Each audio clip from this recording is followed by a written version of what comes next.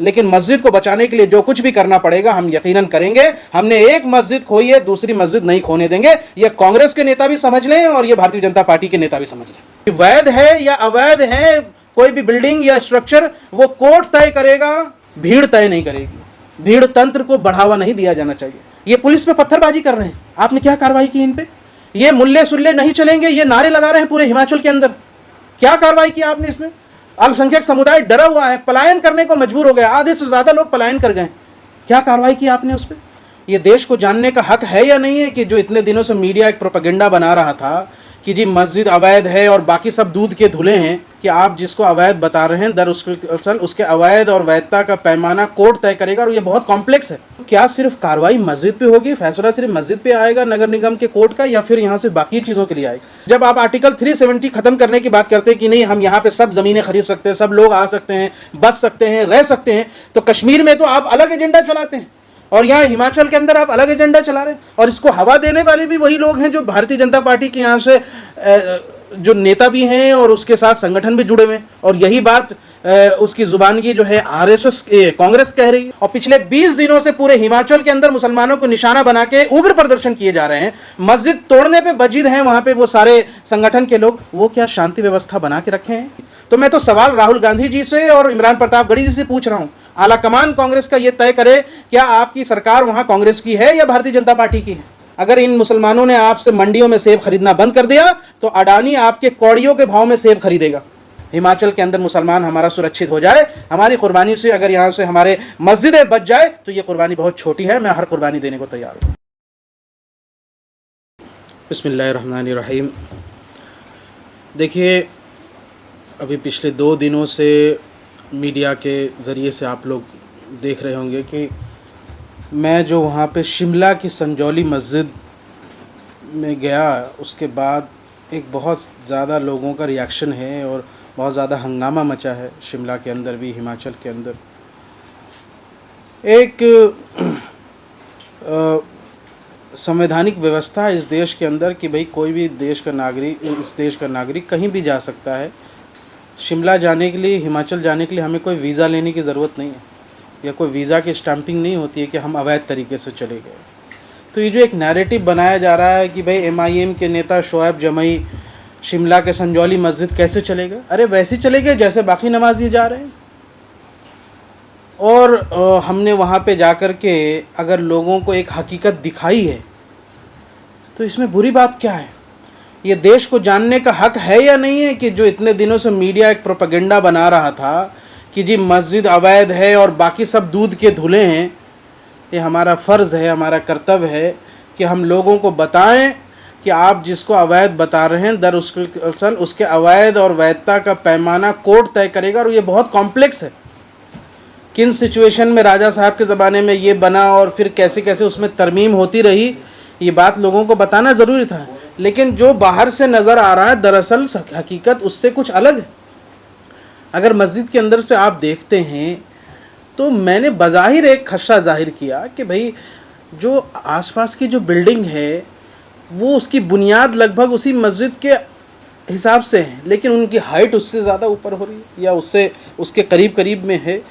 और बात सिर्फ उसकी नहीं, जो 4.5 मंजिल या 3.5 मंजिल की जो बात है उसके अकॉर्डिंग वो भी नॉर्म्स के ख़िलाफ़। अब कोई कैसे परमिशन लेके बनाया जब 3.5 मंजिल के ऊपर यहाँ से हो ही नहीं सकता है, तो कौन सा परमिशन है, कैसा परमिशन है, ये तो यहाँ से शिमला नगर निगम को भी जवाब देना। लेकिन मैंने वही बात कही कि भाई यहाँ से पिछले सदन में पूर्व मुख्यमंत्री जी ने यहाँ से सदन के अंदर कहा था कि 7,000 जो है ये गैर कानूनी स्ट्रक्चर है और उसको शिमला नगर निगम ने नोटिस भेजे हैं इतने सारे और कई पेंडिंग्स है। तो क्या सिर्फ कार्रवाई मस्जिद पे होगी, फैसला सिर्फ मस्जिद पे आएगा नगर निगम के कोर्ट का, या फिर यहाँ से बाकी चीज़ों के लिए आएगा? इसमें कौन सी ऐसी असंवैधानिक या क्रिमिनल बात है, हमें बताइए। दूसरी बात यह है कि क्या हम एक भारतीय नागरिक होने के नाते मेरा हक नहीं है कि मैं PIL डालूँ? मैं हाई कोर्ट में एक जनहित याचिका डाल सकता हूँ, नहीं डाल सकता हूँ? क्या आप संविधान से ऊपर हैं? क्या आपका यहाँ से जो सिस्टम है हिमाचल के अंदर क्या देश के संविधान से ऊपर है? कतई नहीं है, चाहे पहाड़ी हो या पठार हो या किसी भी देश की किसी भी ज़मीन, आप संविधान से ऊपर नहीं रख सकते। जब अमित शाह जी कहते हैं, प्रधानमंत्री मोदी जी कहते हैं कि हम तो जी कश्मीर को वन नेशन वन स्टेट और इस तरह की बात हम कर रहे हैं, तो फिर हिमाचल क्यों अलग करना चाहते हैं आप? हिमाचल में ऐसी क्या यहाँ से आपको अलग करना है? जब आप आर्टिकल 370 ख़त्म करने की बात करते हैं कि नहीं हम यहाँ पे सब ज़मीनें खरीद सकते हैं, सब लोग आ सकते हैं, बस सकते हैं, रह सकते हैं, तो कश्मीर में तो आप अलग एजेंडा चलाते हैं और यहाँ हिमाचल के अंदर आप अलग एजेंडा चला रहे हैं। और इसको हवा देने वाले भी वही लोग हैं जो भारतीय जनता पार्टी के यहाँ से जो नेता भी हैं और उसके साथ संगठन भी जुड़े हुए हैं। और यही बात उसकी ज़ुबानगी जो है RSS कांग्रेस कह रही है। कभी कभी यहाँ से कांग्रेस कहते कहते मेरे ज़ुबान से RSS निकल जाता है, पता नहीं क्यों ऐसा होता है, लेकिन बस ऐसा निकल जाता है ज़ुबान से। बहरहाल बिल्कुल होगा, ऐतिहासिक तौर पर रिश्ता तो है ही, लेकिन आज एक अदना सा शोएब जमाई हमारे जाने से महज एक मस्जिद का दौरा करने से इतना हंगामा मच गया कि सरकार के मंत्री बयान दे रहे हैं कि माहौल ख़राब कर रहे हैं। विक्रमादित्य जी ने बयान दिया।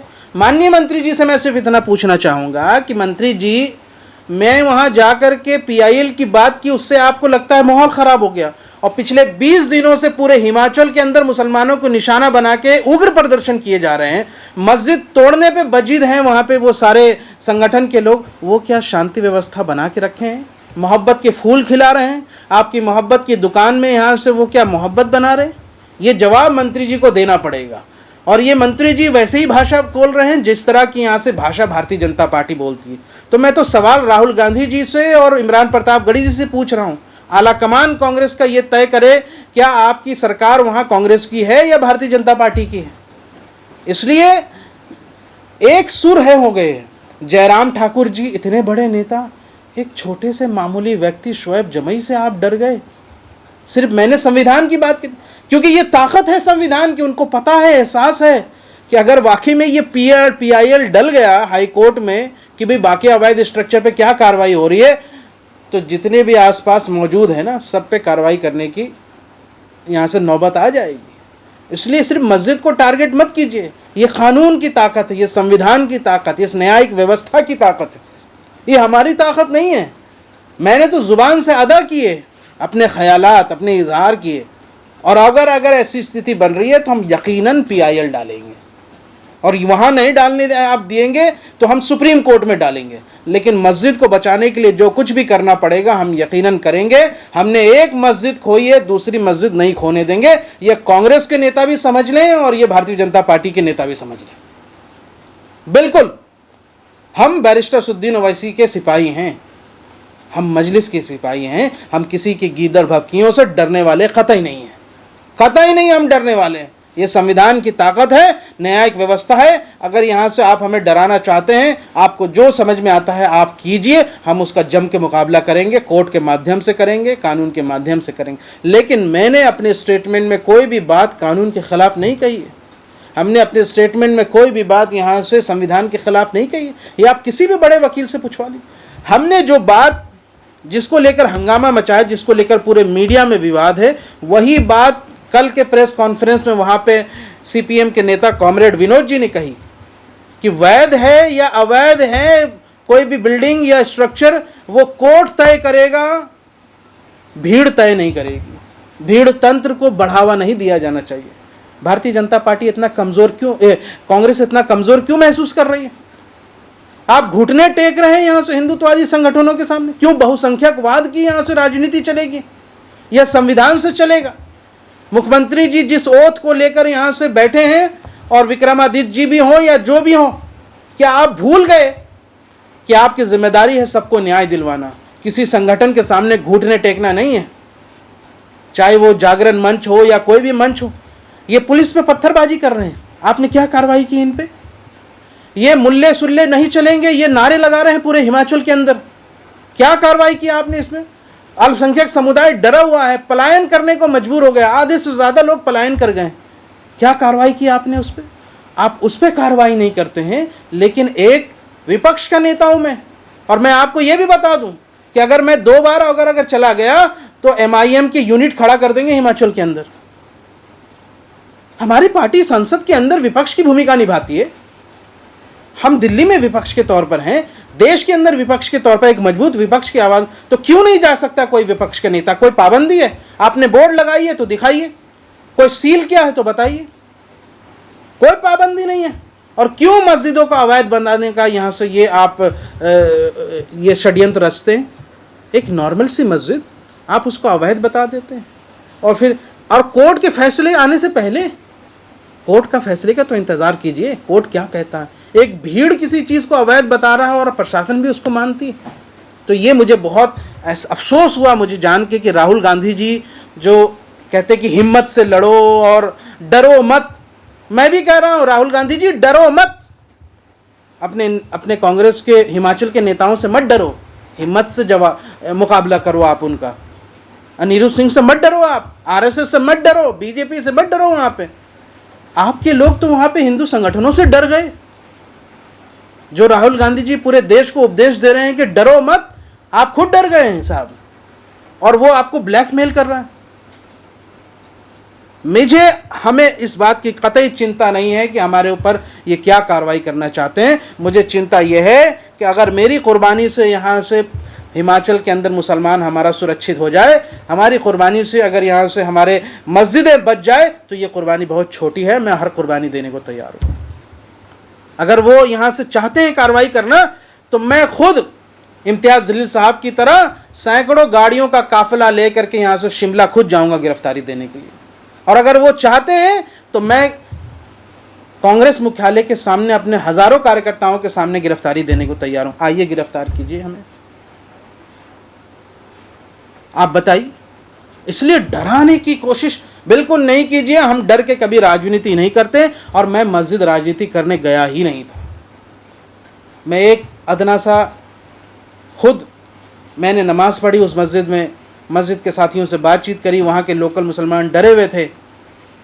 और जब हमने देखा कि भाई मामला ऐसा है, उन्होंने ही मुझे बताया कि सर हकीकत कुछ ऐसी है कि मीडिया नहीं दिखाता है, अगर आप दिखा सकते हैं तो यहाँ से बताइए लोगों को कि क्या हकीकत। हमने कहा क्या बात है? बोला आप ज़रा ऊपर जा कर के देखिए, तो आसपास की बिल्डिंग भी देखिए। और वो मुझे नज़र आ रहा था। मैंने वही पब्लिक को यहाँ से मैंने समझा कि भाई ये लोगों को बताना ज़रूरी है, वरना आप हमें क्रिमिनलाइज कर रहे हैं, हमें डेमोनाइज कर रहे हैं, एक समाज को आप यहाँ से अवैध बता रहे हैं, इलीगल बता रहे हैं। कौन सा बांग्लादेशी, कौन सा रोहिंग्या वहाँ रहता है? संजौली मस्जिद को ज़्यादातर नमाजी पढ़ने वाले वही है जो वहाँ सेब के कारोबारी है।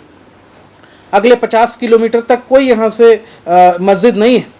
और ये जो सारे सेब के कारोबारी हैं, ये दूसरे शहरों से मुसलमान हैं। 90% हिमाचल के सेब मंडी के ख़रीदार मुसलमान हैं, और वो सही भाव में ख़रीदते हैं। वही शिमला के संजौली मस्जिद में नमाज़ पढ़ते हैं, वही चंदा भी देते हैं, और उन्हीं के थ्रू बना है।